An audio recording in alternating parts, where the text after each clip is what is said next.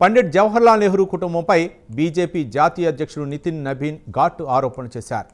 విదేశీ శక్తుల చేతిలో కాంగ్రెస్ అగ్రనేత రాహుల్ గాంధీ పావులా మారారని ఆయన ఆరోపించారు. అంతేకాదు రాహుల్కు విదేశీ శక్తుల నుంచి భారీ ఎత్తున నిధులు అందుతున్నాయని ఆరోపించారు. అంతేకాదు టిబెట్ను చైనాకు అప్పగించిన ఘనత పండిట్ జవహర్లాల్ నెహ్రూదేనని ఆయన ఆరోపించారు. మొత్తంగా పండిట్ నెహ్రూ కుటుంబంపై నితిన్ నబీన్ తీవ్ర ఆరోపణలు చేశారు.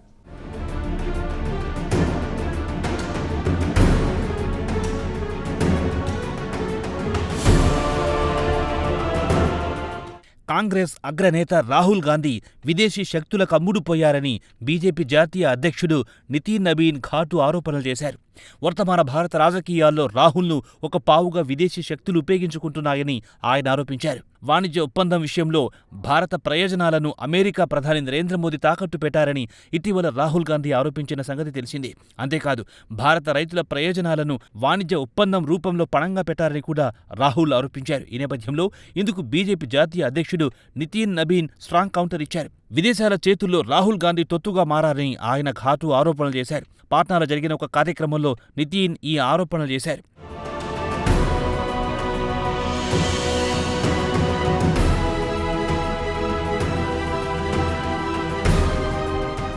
భారత రాజకీయాల పట్ల రాహుల్ గాంధీకి ఎటువంటి పట్టింపు లేదా చిత్తశుద్ధి లేదన్నారు నితిన్.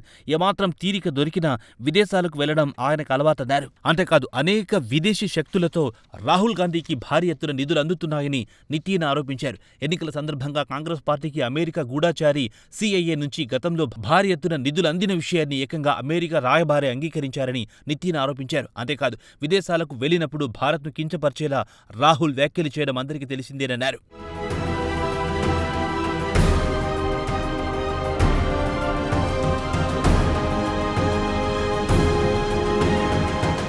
కథ అక్కడితో ఆగలేదు. మొత్తం పండిట్ నెహ్రూ కుటుంబంపై నితిన్ ఎడాపెడా ఆరోపణలు చేశారు.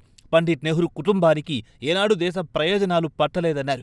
దేశ ప్రయోజనాలకంటే వ్యక్తిగత ప్రయోజనాలకే నెహ్రూ కుటుంబం ప్రాధాన్యమిచ్చిందని ఆయన ఘాటు ఆరోపణలు చేశారు. ఈ సందర్భంగా పండిట్ నెహ్రూ హయాంలో జరిగిన కొన్ని ప్రముఖ సంఘటనలను ఆయన వివరించారు.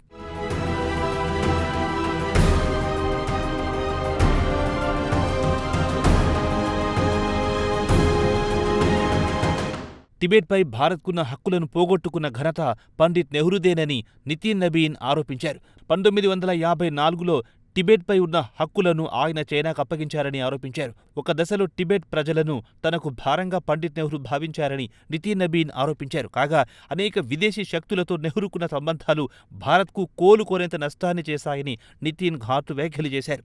మొత్తంగా పండిట్ నెహ్రూ హయాం నుంచే విదేశీ శక్తుల పట్ల అనుకూల ధోరణి కొనసాగిందని ఆయన ఆరోపించారు. విదేశీ శక్తుల పట్ల రాజీ వైఖరికి పండిట్ నెహ్రూ శ్రీకారం చుట్టారని ఆయన ఆరోపించారు.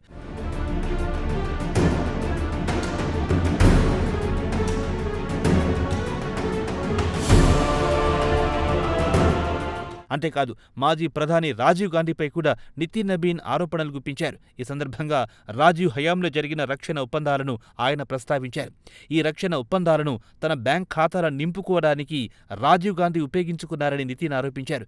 రాజీవ్ హయాంలో జరిగిన బోఫోర్స్ శతఘ్నుల కుంభకోణం అప్పట్లో ఎంత సంచలనం సృష్టించిందో అందరికీ తెలిసిన విషయమేనని నితిన్ వ్యాఖ్యానించారు.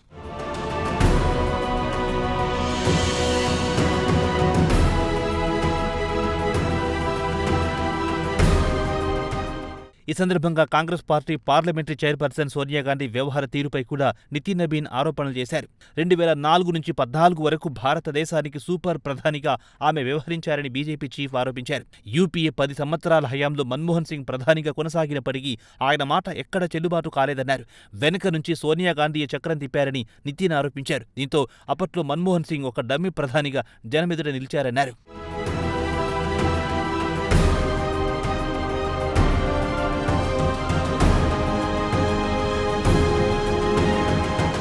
కాగా పండిట్ నెహ్రూ కుటుంబంలో ఎవరిని నితిన్ నబీన్ వదల్లేదు. అందరిపై నిర్మాణాత్మకంగా ఆయన ఆరోపణలు చేశారు. మొత్తం మీద భారతదేశ ప్రజలు తమపై ఉంచిన నమ్మకాన్ని పండిట్ నెహ్రూ పోగొట్టుకుందని ఆరోపించారు. అంతేకాదు విదేశీ శక్తులు అజెండాను అమలు చేయడమే ప్రధాన లక్ష్యంగా పండిట్ నెహ్రూ కుటుంబం పనిచేసిందని నితిన్ తీవ్ర ఆరోపణలు చేశారు.